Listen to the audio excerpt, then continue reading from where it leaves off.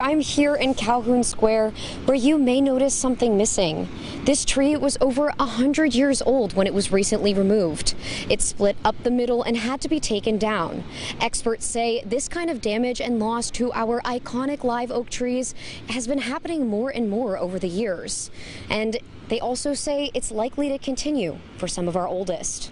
It's just one example of a couple major trees that we've lost in the last couple of years. And experts say this is just an ongoing issue that we have, and it's because we have an aging urban canopy. Many of the hostess city's largest live oaks were planted in the late 1890s. For the most part, our tree canopy is about 125 years old. Zoe Rinker of the Savannah Tree Foundation says live oak trees in the wild can live to be over 300, even 400 years old.